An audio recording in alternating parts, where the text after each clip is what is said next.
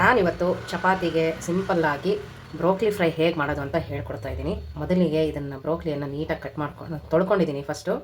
ಈಗ ಇದನ್ನು ನೀಟಾಗಿ ಚಿಕ್ಕದಾಗಿ ಕಟ್ ಮಾಡಿಕೊಂಡು ಬಿಸಿನೀರಿಗೆ ಸ್ವಲ್ಪ ಉಪ್ಪು ಹಾಕಿ ಅರಿಶಿನ ಹಾಕ್ಬಿಟ್ಟು ಚೆನ್ನಾಗಿ ನೀರನ್ನು ಕುದಿಸಿ ಅದಕ್ಕೆ ಈ ಕಟ್ ಮಾಡ್ಕೊಂಡಿರೋ ಪೀಸನ್ನು ಹಾಕಿ ಒಂದೆರಡು ನಿಮಿಷ ಬಿಸಿನೀರಲ್ಲಿ ಕುದಿಸ್ಬಿಟ್ಟು ಆನಂತರ ಶೋಧಿಸ್ಕೊಂಡು ಇಟ್ಕೋಬೇಕು.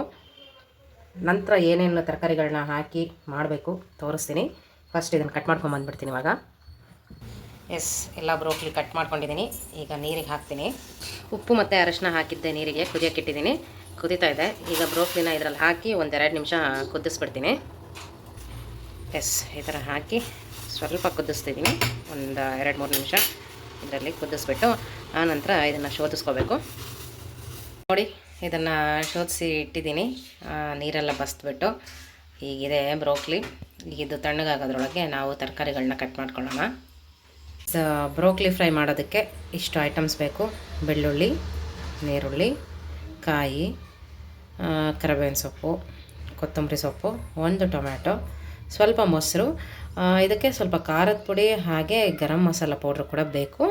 ಅದನ್ನು ನಾನೇನು ಇಲ್ಲಿ ಇಟ್ಕೊಂಡಿಲ್ಲ, ಒಗ್ಗರಣೆಗೆ ಹಾಕ್ತೀನಿ, ತೋರಿಸ್ತೀನಿ. ಸರಿ, ಇದನ್ನೆಲ್ಲ ನಾವು ಕಟ್ ಮಾಡ್ಕೊಂಡು ಬರ್ತೀನಿ. ಬೆಳ್ಳುಳ್ಳಿನೂ ಅಷ್ಟೇ ಜಜ್ಕೋಬೇಕು. ಇದನ್ನೆಲ್ಲ ಕಟ್ ಮಾಡಿಕೊಂಡು ರೆಡಿ ಮಾಡ್ಕೊಂಡು ಬರ್ತೀವಿ. Stay tuned. ಎಲ್ಲ ಕಟ್ ಮಾಡ್ಕೊಂಡಿದ್ದಾಯಿತು ತರಕಾರಿಗಳನ್ನ. ಈಗ ಒಗ್ಗರಣೆ ಹಾಕುವ ಸಮಯ. ಹೋಗಿ ಒಗ್ಗರಣೆ ಹಾಕೋಣ. ಇದು ನಮ್ಮ ಅಮ್ಮನ ರೆಸಿಪಿ. ನನಗೆ ಈ ರೆಸಿಪಿಯನ್ನು ನಮ್ಮಮ್ಮನೇ ಹೇಳ್ಕೊಟ್ಟಿದ್ದು. ಅದನ್ನೇ ನಿಮಗೆ ತೋರಿಸ್ತಾ ಇರೋದು. ಬನ್ನಿ, ಬೇಗ ಮಾಡ್ಕೊಂಬಿಡೋಣ, ತಿನ್ಕೊಂಬಿಡೋಣ. ಬಾಣಲಿ ಇಟ್ಟಿದ್ದೀವಿ ಸ್ಟವ್ ಮೇಲೆ. ಅದಕ್ಕೆ ಸ್ವಲ್ಪ ಎಣ್ಣೆ ಹಾಕೋಣ. ಎಣ್ಣೆ ಜಾಸ್ತಿ ಹಾಕಿದರೆ ಚೆನ್ನಾಗಾಗುತ್ತೆ ಬ್ರೋಕ್ಲಿ ಫ್ರೈಗೆ. ಎಣ್ಣೆ ಹಾಕಿ ನಂತರ ಒಗ್ಗರಣೆಗೆ ಸಾಸಿವೆ. ಇದಕ್ಕೆ ಶುಂಠಿ ಕೂಡ ಜಜ್ಕೊಂಡು ಹಾಕೋಬೋದು, ಟೇಸ್ಟು ಸೂಪರಾಗುತ್ತೆ. ಶುಂಠಿ ಜಜ್ಕೊಂಡಿಲ್ಲ, ಸಾಕು. ಬೆಳ್ಳುಳ್ಳಿ ಅಂತ ಅಷ್ಟೇ, ಬೆಳ್ಳುಳ್ಳಿ ಹಾಕ್ತಾಯಿದ್ದೀನಿ. ಸ್ವಲ್ಪ ಜೀರಿಗೆ, ಬೆಳ್ಳುಳ್ಳಿ ಹಾಕ್ಬಿಡ್ಬೇಕು. ಬೆಳ್ಳುಳ್ಳಿ ಹಾಕಿ ಒಂಚೂರು ಚಿಟಪಟ ಅಂದ ತಕ್ಷಣ ಬೆಳ್ಳುಳ್ಳಿ, ಕರಿಬೇವು ಇದೆರಡನ್ನು ಹಾಕಿ ಫ್ರೈ ಮಾಡೋದೆ ನೀಟಾಗಿ.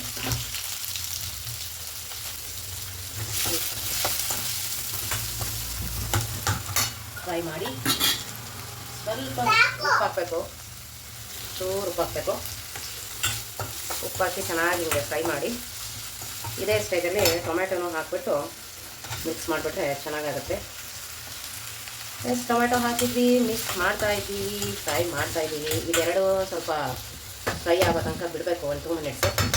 ಇದು ಫ್ರೈ ಆದಮೇಲೆ ಬ್ರೋಕ್ಲಿ ಹಾಕಿ ಮಿಕ್ಸ್ ಮಾಡಬೇಕು. ಇಷ್ಟು ಫ್ರೈ ಆದಮೇಲೆ ನಾವು ಬ್ರೋಕ್ಲಿಯನ್ನು ಹಾಕಬೇಕು. ಬ್ರೋಕ್ಲಿ ಹಾಕಿ ಚೆನ್ನಾಗಿ ಮಿಕ್ಸ್ ಮಾಡಿ ಒಂದು ಲಿಡ್ಡನ್ನು ಕ್ಲೋಸ್ ಮಾಡಿಬಿಟ್ಟು ಇಟ್ಬಿಡ್ಬೇಕು. 1-2 ನಿಮಿಷ ಬಿಡಬೇಕು. ಇನ್ ಕೇಸ್ ನೀರಿನ ಅವಶ್ಯಕತೆ ಇತ್ತು ಅಂದರೆ ಸ್ವಲ್ಪ ನೀರು ಆ್ಯಡ್ ಮಾಡಿ, ಚೆನ್ನಾಗಾಗುತ್ತೆ, ಏನು ತೊಂದರೆ ಇಲ್ಲ. ನಾನು ಬ್ರೋಕ್ಲಿಯಲ್ಲೇ ನೀರಿನ ಅಂಶ ಇರುತ್ತೆ ಸ್ವಲ್ಪ. ಈಗ ನೀರಲ್ಲಿ ಹಾಕಿ ತೆಗೆದಿದ್ದೀವಲ್ವ, ಸೊ ನೀರಿನ ಅಂಶ ಎಲ್ಲ ಇರುತ್ತೆ ಅಂಥೇಳಿ ನೀರು ಹಾಕ್ತಾಯಿಲ್ಲ. ಇನ್ ಕೇಸ್ ಅವಶ್ಯಕತೆ ಬಿದ್ದರೆ ನೀರು ಹಾಕ್ತೀನಿ ಸ್ವಲ್ಪ. ಅದನ್ನು ಲಿಡ್ ಕ್ಲೋಸ್ ಮಾಡಿ ಬಿಡ್ತೀನಿ ಒಂದು ಸ್ವಲ್ಪ ಹೊತ್ತು.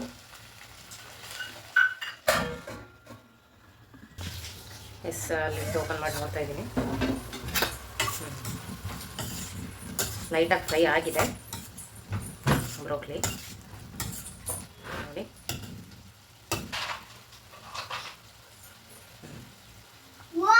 ಅಷ್ಟು ಫ್ರೈ ಆಗಿದೆ. ಈ ಸ್ಟೇಜಲ್ಲಿ ಸ್ವಲ್ಪ ಖಾರದ ಪುಡಿ ಹಾಕೋಣ. ಖಾರದ ಪುಡಿ, ಒಂದು ಸ್ವಲ್ಪ ಧನಿಯಾ ಪೌಡ್ರು, ಇಷ್ಟು ಧನಿಯಾ ಪೌಡ್ರು. ಆನಂತರ ಗರಂ ಮಸಾಲ, ಇಷ್ಟು ಗರಂ ಮಸಾಲ, ಒಂದು ಅರ್ಧದಿಂದ 3/4 ಸ್ಪೂನಷ್ಟು ಗರಂ ಮಸಾಲ. ಮೂರನ್ನು ಹಾಕಿ ಮಿಕ್ಸ್ ಮಾಡಬೇಕು ಚೆನ್ನಾಗಿ. ಇದೆಲ್ಲ ಚೆನ್ನಾಗಿ ಬ್ರೋಕ್ಲಿಗೆ ಹತ್ಕೊಳ್ಳೋ ಥರ ಬಿಡಬೇಕು. ಇದನ್ನೊಂದು ನಿಮಿಷ ಹಿಂಗೆ ಸ್ವಲ್ಪ ಫ್ರೈ ಆಗೋದಕ್ಕೆ ಬಿಟ್ಟು ಆನಂತರ ಕೊನೆಯದಾಗಿ ನಾವು ಮೊಸರು ಹಾಕೋದು. ಈಗ ಒಂದು ಸರಿ ಲಿಡ್ ಕ್ಲೋಸ್ ಮಾಡಿ 1 ನಿಮಿಷ ಬಿಟ್ಬಿಡೋಣ.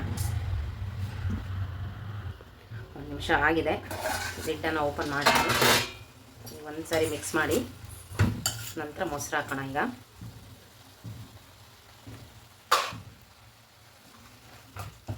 ಮೊಸರು ನೋಡ್ಕೊಂಡು ಹಾಕಿ, ಎಷ್ಟು ನೆಸಿಟಿ ಬೀಳುತ್ತೆ ಅಷ್ಟನ್ನು. ಎಷ್ಟು ನಾನು ತೊಗೊಂಡಿದ್ದು ಅಷ್ಟು ಮೊಸರು ಬೇಕು ಅಂತ ಅನಿಸ್ತು, ಸೊ ಅಷ್ಟನ್ನು ಹಾಕ್ತಾಯಿದ್ದೀನಿ. ಇಷ್ಟನ್ನು ಹಾಕಿ ಚೆನ್ನಾಗಿ ಮಿಕ್ಸ್ ಮಾಡಿ ಸ್ವಲ್ಪ ಅದನ್ನು ಕುದಿಯೋದಕ್ಕೆ ಬಿಡಬೇಕು.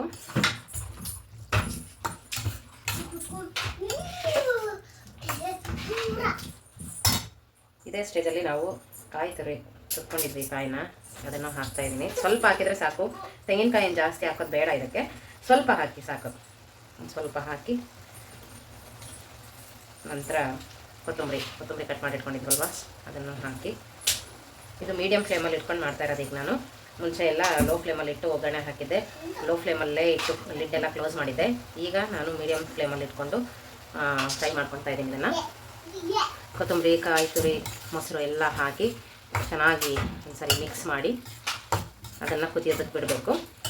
ಯಾಕಂದರೆ ಮೊಸರು ಹಾಕಿದ್ದೀವಿ, ಅದೆಲ್ಲ ಬ್ರೋಕ್ಲಿ ಚೆನ್ನಾಗಿ ಹಚ್ಕೋಬೇಕಲ್ವ, ಅದಕ್ಕೆ ಈ ಸ್ಟೇಜಲ್ಲಿ ನೀವು ಉಪ್ಪು ಖಾರ ಟೇಸ್ಟ್ ನೋಡಿಕೊಂಡು ನೆಸೆಸಿಟಿ ಇದ್ದರೆ ಸ್ವಲ್ಪ ಉಪ್ಪು ಖಾರದ ಪುಡಿ ಹಾಕ್ಕೊಳ್ಳಿ. ಎಲ್ಲ ಕರೆಕ್ಟ್ ಇತ್ತು ಅಂದರೆ ಏನು ಬೇಕಾಗಲ್ಲ, ಅವಶ್ಯಕತೆ ಇದ್ದರೆ ಮಾತ್ರ ಹಾಕ್ಕೊಳ್ಳಿ. ಚೆನ್ನಾಗಾಗುತ್ತೆ. ಚಪಾತಿಗೆ ಅಂತೂ ಸೂಪರಾಗಿರುತ್ತೆ ಈ ಥರ ಮಾಡಿದರೆ. ಎಸ್, ನಮ್ಮ ಬ್ರೋಕ್ಲಿ ಫ್ರೈ ರೆಡಿಯಾಗಿದೆ. ಈಗ ಸ್ಟವ್ ಆಫ್ ಮಾಡ್ತಾಯಿದ್ದೀನಿ.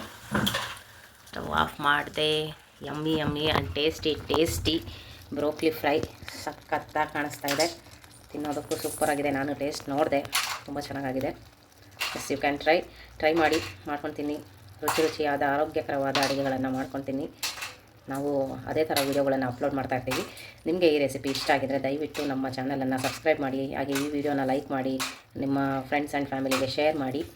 ಹಾಗೆಯೇ ಕಮೆಂಟ್ ಸೆಕ್ಷನಲ್ಲಿ ತಿಳಿಸಿ ಹೇಗಿತ್ತು ಅಂತ ಹೇಳಿ. ಬೇರೆ ರೆಸಿಪಿ ಬೇಕಂದರೆ ಅದನ್ನು ಕೂಡ ಕಮೆಂಟ್ ಸೆಕ್ಷನಲ್ಲಿ ಮೆನ್ಷನ್ ಮಾಡಿ. ಓಕೆ, ಬಾಯ್.